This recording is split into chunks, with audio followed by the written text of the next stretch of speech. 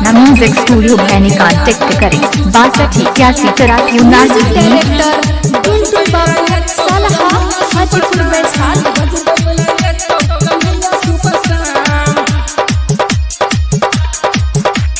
कृष्णा के प्यार में ज्यादा पागल नहीं जानी पते करत जागल नहीं जानी पते करत जागल। कृष्णा के प्यार में ज्यादा पागल नहीं जानी पते करत जागल।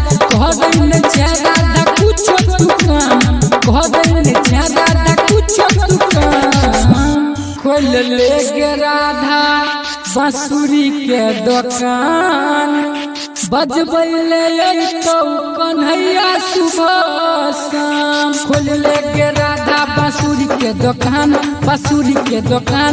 बजबैले तो कन्हैया सुबह शाम।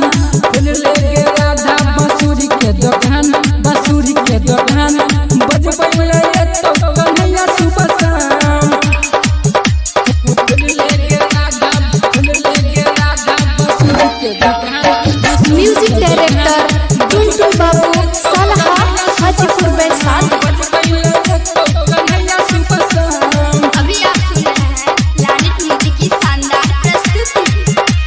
नैना से नैना जब मिलतो प्यार के फूल के खिलतो कहै छियौ राधा रानी कबे के फल तोरा मिलतो कबे के फल तोरा मिलतो। हो नैना से नैना जब मिलतो प्यार के फूल के खिलतो कहै छियौ राधा रानी कबे के फल तोरा मिलतो।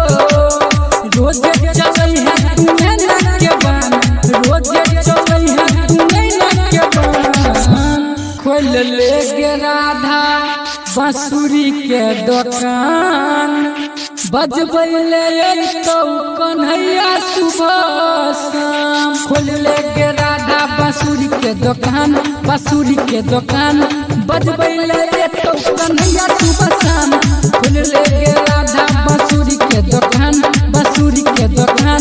बजबैले तो कन्हैया सुबह शाम।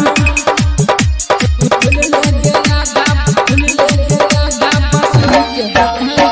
म्यूजिक डायरेक्टर टुनटुन बाबू सलहा हाजीपुर वैशाली। अभी आप सुन रहे हैं लालित म्यूजिक की शानदार प्रस्तुति। रोजे दुकान बैठो रोजे के बंसी बजैतो डीजे किशन राज दिल खुश कान्हा से तोरा मिलैतो रोजे दुकान बैठो रोजे के बंसी बजैतो डीजे किशन राज दिल खुश कान्हा से तोरा मिलैतो। बीरू के कोनी बात तुमान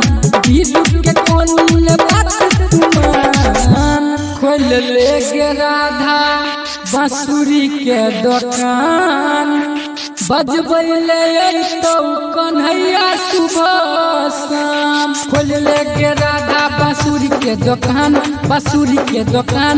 बजबैले तो कन्हैया सुबह शाम। खोल ले गे राधा बांसुरी के दुकान